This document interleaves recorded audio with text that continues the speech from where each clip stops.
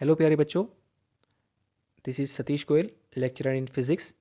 आज इस वीडियो में हम पढ़ेंगे पार्ट 13 विद्युत धारा के चुंबकीय प्रभाव 10वीं साइंस में से। इसमें हम एक एक अंक वाले प्रश्न पढ़ेंगे, जैसे कि फिल इन द ब्लैंक्स, सत्य असत्य, मल्टीपल चॉइस क्वेश्चंस। बच्चों, यह एक वीडियो सीरीज़ है जिसमें हम पार्ट 1 पहले कर चुके हैं। यह वीडियो का पार्ट 2 है। आगे भी और बहुत से पार्ट हैं। पिछली वीडियो का पार्ट और आने वाली अगली वीडियोस के पार्ट्स को देखने के लिए आप मेरे चैनल की प्लेलिस्ट पर जा सकते हैं, या बाकी सभी वीडियोस का लिंक आपको इस वीडियो के अंत में दे दिया जाएगा। इन सभी वीडियोस का लिंक इस वीडियो के डिस्क्रिप्शन बॉक्स में भी दिया गया है, और इस वीडियो सीरीज़ के साथ साथ बहुत सारी एक्टिविटीज़ के वीडियो लिंक भी आपको दिए गए हैं, जिनको आप देखकर इस पार्ट को बहुत अच्छे से समझ सकते हैं। सत्य असत्य सभी क्वेश्चन ध्यान से पढ़ें, उनके उत्तरों के बारे में सोचें, उन उत्तरों को वीडियो में दिए गए उत्तरों से मिलान करें।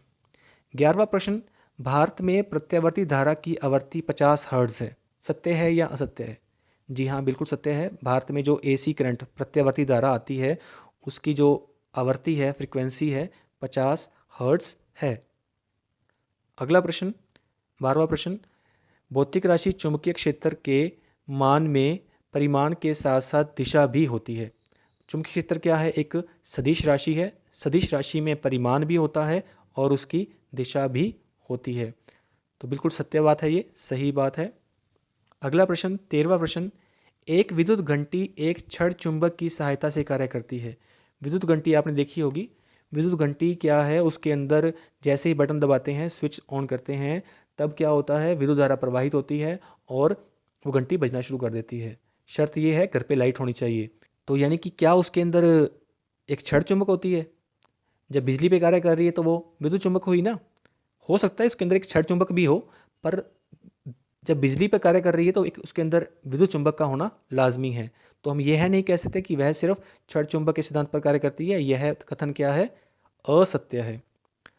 14वां प्रश्न, चुंबकीय क्षेत्र रेखाएं हमेशा एक चुंबक के उत्तरी ध्रुव से निकलती हैं तथा दक्षिणी ध्रुव में प्रवेश करती हैं। बिल्कुल सही है। एक बार मैग्नेट है, छड़ चुंबक है, तो मान लीजिए ये इसका उत्तरी ध्रुव है, ये इसका दक्षिणी ध्रुव है। उत्तरी ध्रुव से चुंबकीय क्षेत्र रेखाएं निकलती हैं, दक्षिणी ध्रुव में प्रवेश करती हैं। कैसे दर्शाते हैं इनकी दिशा? इस तरह से, जिस तरफ से ये बाहर निकल रही हैं उस तरफ। ये अंदर जा रही हैं, साउथ की ओर अंदर जा रही हैं, तो ये बात सत्य है। ठीक है बच्चों। 15वां प्रश्न, चुंबकीय क्षेत्र रेखाएं सदा एक बंद लूप बनाती हैं, वृत्त बनाती हैं। वृत्त कहना ठीक नहीं होगा। वृत्त सिर्फ तब उस केस में कहा जाता है जब किसी भी आसपास के क्षेत्र में कोई भी चुंबकीय क्षेत्र मौजूद ना हो, अन्य चुंबकीय क्षेत्र मौजूद ना हो। जिस चुंबक की बात कर रहे हैं उसका चुंबकीय क्षेत्र तो खुद ही है, जिसके कारण ये बंद लूप बन रहा है। वह बंद लूप हमेशा एक वृत्त बनता है, परंतु धरती का चुंबकीय क्षेत्र होने के कारण वह लूप वृत्त ना बनकर एक कर्वेचर सा बन जाता है, इस तरह से। ठीक है, तो बनते बंद लूप ही हैं, बट उसका आकार वृत्ताकार ना होकर एक इस तरह से अंडाकार सा बन जाता है। तो अगर सिर्फ लूप की बात की जाए तो यह कथन सत्य है। दो चुंबकीय क्षेत्र रेखाएं एक बिंदु पर प्रतिच्छेद कर सकती हैं। मान लीजिए एक चुंबकीय क्षेत्र रेखा है, दूसरी ये चुंबकीय क्षेत्र रेखा है।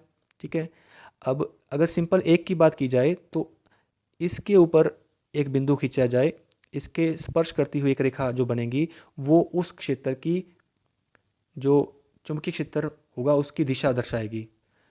अब इस बिंदु पर स्पर्श रेखा यहाँ बनेगी, इसी बिंदु पर स्पर्श रेखा ऐसे बनेगी। क्या एक ही बिंदु पर दो दो दिशाएं हो सकती हैं चुंबकीय क्षेत्र की? नहीं हो सकती। तो ऐसा संभव नहीं है कि दो चुंबकीय क्षेत्र रेखाएं किसी भी एक बिंदु पर प्रतिच्छेद करें। तो यह कथन असत्य है।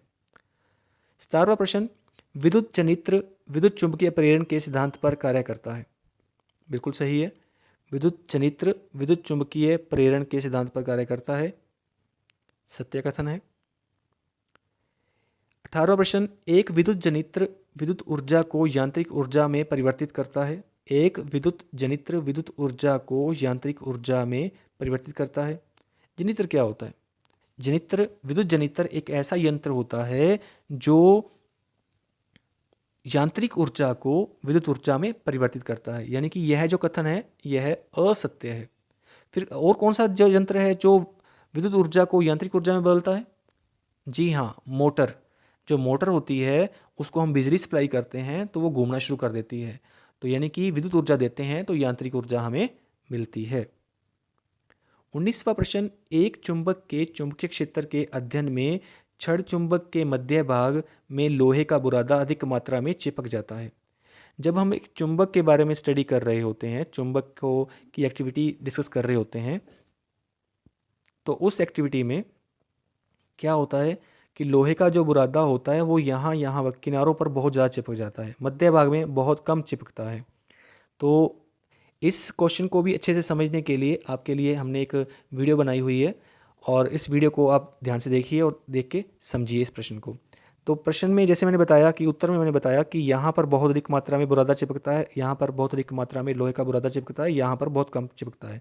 प्रश्न में कहा गया है कि चुंबक के मध्य भाग में अधिक मात्रा में लोहे का बुरादा चिपक जाता है, यानी कि कथन क्या है? असत्य है। 20वां प्रश्न, फ्लेमिंग के वाम हस्त नियम में अंगूठा चुंबकीय क्षेत्र की दिशा को इंगित करता है। फ्लेमिंग का वाम हस्त का नियम, यह हम पिछली वीडियो में देख चुके हैं। पिछली वीडियो के अंदर हमने डिस्क्रिप्शन में एक और वीडियो का लिंक दिया था जिसमें हमने फ्लेमिंग के वाम हस्त नियम के बारे में समझा था। फ्लेमिंग का जो वाम हस्त नियम है उसमें जो अंगूठा होता है वह क्या दिशा दर्शाता है? वह बल की दिशा को दर्शाता है, ना कि चुंबकीय क्षेत्र की दिशा को। तो यह कथन असत्य है। इस वीडियो में बच्चों हमने 11 से 20 तक प्रश्न डिस्कस किए। आगे भी प्रश्न और हैं, बहुत सारी वीडियो और भी हैं, उनके लिंक आपको इस वीडियो के अंत में दिए गए हैं। अगर आपको ये वीडियो अच्छी लगी देन प्लीज़ इस वीडियो को लाइक करना मत भूलिए, इस वीडियो को अपने फ्रेंड्स के साथ शेयर करना मत भूलिए, और इस चैनल को अगर आपने अब तक सब्सक्राइब नहीं किया है देन प्लीज़ इस चैनल को मेरे सब्सक्राइब ज़रूर कर लीजिए। Thank you, have a nice day.